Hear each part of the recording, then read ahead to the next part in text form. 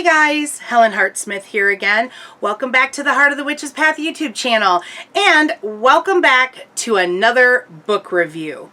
So in my return video, I talked about the books that I had been reading during my time off from YouTube. I don't know. But I shared with you some books that I had read, and I shared with you a book that I was reading at the time. I have since completed the book, and today we're going to be talking about The Art of Death Midwifery, an Introduction and Beginner's Guide by Joellen St. Pierre, DIV. So this book is copyright 2009. It's about 250 pages, and I'm here to tell you that the print is pretty large. So that helped in making the reading of this book really quick. So that was that was nice. I have to tell you that I first heard about The Art of Death Midwifery a few years ago at Convocation, when I had the pleasure of meeting Nora Cedarwin Young, an incredible death midwife who unfortunately has passed. Hail to the traveler. But Nora was an advocate for death midwifery, and she was very passionate about the practice, the art, the calling, so to speak, of death midwifery. And I had wanted to do more reading on this subject ever since I met her and spent time with her, but I hadn't come across any books. And I finally was like, oh hey, in this modern world of, ordering online, any subject book that you're looking for, I did a search for books on death midwifery, and this is one of the ones that came up. And I'm really glad that it did, because Joellen does a really great job of being an introduction, of introducing the idea, of telling personal stories of how she came to be a death midwife. And this woman started off as a Broadway performer, and circumstances brought her very close and hit hard with death of those that were close to her. And this is something that I'm sorry, I just realized I've got a fan going. Sorry about that noise in the background. Anyhow, this book is packed with Joellen's experiences. And I think that for something like this, those are the types of things that, for someone who's interested and is called, that's where you kind of gain like your best knowledge. This person this person experienced this certain set of experiences while doing this job, and this is how they came out. And these are successes and these are failures. And so I'm glad that she put all of that into this book, because I think that is probably like the biggest learning tool for this. I want to look at the table of contents, because I kind of want to make sure to give you an overview of everything that's in here. So there are different practices that she introduces the reader to, as far as how to prepare yourself for being a death midwife. There's lessons in here. I think the biggest one is that you can't have an ego. Like, your personal ego needs to stay at the door, because as a death midwife, you're not there to serve your agenda. You're not there to serve family and friends of the dying person's agenda. You are there solely to create sacred space, to be a vessel of universal love that will aid this person in their crossing into the next part of their existence. And that was profound for me. I think that personally for me, death has, I've always had an issue dealing with death. Like, I want to be able to go to a grieving person and say just the right thing that will make them feel better in that moment.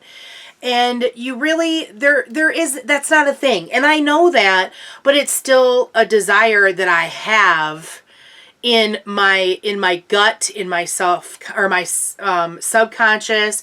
Like, I want to provide that instantaneous healing. And that's not what the grieving process is about. And so after my mom passed, I think I started looking at death in a way that wasn't about avoidance or making things right in an instant. It was about actually discovering the process of death and being able to better serve community when it comes to those who are dying. And I think Joellen does a really great job of explaining her, like, for her reality map, what dying is. Okay? And the levels. She actually has a really interesting diagram that, if I can find it quickly, I will show you. And it talks about the cycle that's very reincarnate based on the phases of death. The deathing spectrum. And so there's steps.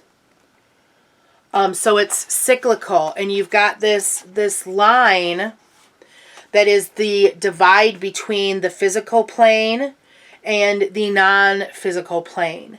And there's these steps listed next to it that you go through that really starts with your birth and continues through your life, goes to your death, goes through things that happen on the non-physical plane, and back to conception, or that burst of life. And so I think that was really interesting as a concept for me. I have my beliefs as far as what happens to us when we die. But it's always such a big what if. And I don't want to, I need to arrive at an understanding for myself. And I need to make sure that it's fully thought out for myself, but with no expectation that someone else necessarily believes the same things I do. Because I think that it comes back to the fact that our paths are very individual. And I think that the only way we'll know for sure what happens after death is to experience it. And so, it's a big question. But I like what she presented within the pages of this book. She also has another, she talks about frequency, a frequency spectrum when it comes to life. And the physical plane and the non-physical plane.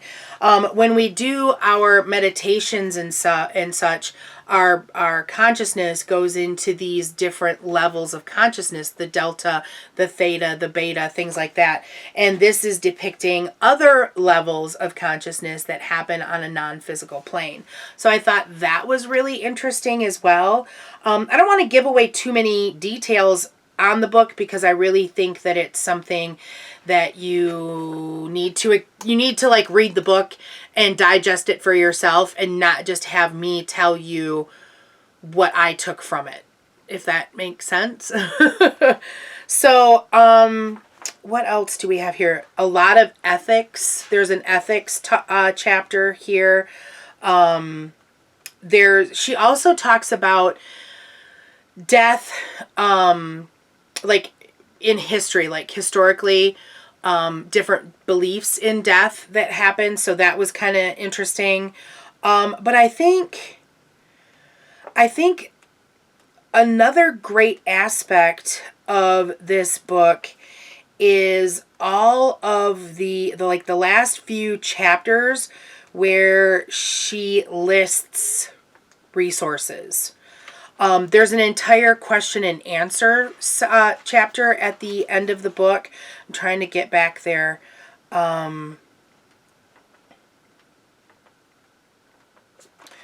So there, in some, I don't know for sure if all of these resources are still current. As I said, we're at a 2009 publication date. So I would imagine that some of these resources are still available. But there's the Create Sacred Space for Conscious Transitions. It looks like it's a community with a P.O. box and an email and such. There's a reading and resource list, so other books, and it's categorized by topic. So there's books on meditation, books on breath work, angel communication, vocalizing, things like that, books on death, books on grieving. There's also DVDs and CDs that are nice. There's a whole list of websites to look at.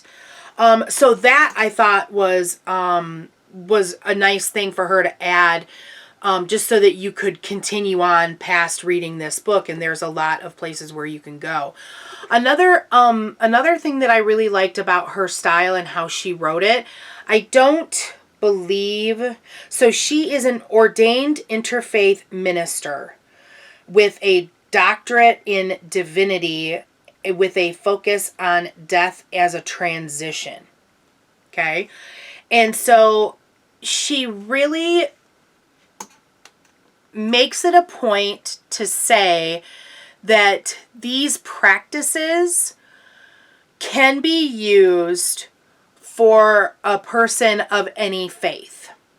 And she really kind of backs that up by kind of switching up.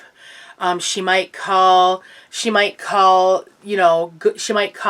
the divine spirit divine, or God. She might call it creator at another point. She might call it goddess.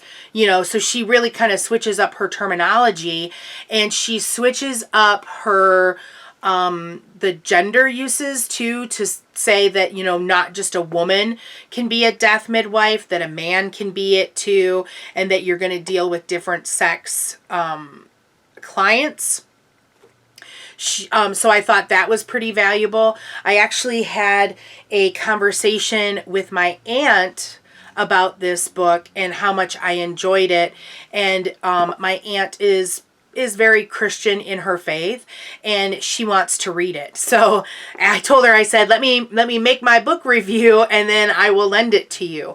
So she's going to check it out. So I think it'll be interesting to talk to her about her thoughts, on what she thinks about this and what have you. So at the end of all of this, I think this is a really good book. And if you're interested in, if you're a leader in the community and you're doing things like weddings, funerals, things like that, then this is something to definitely add to your arsenal of information.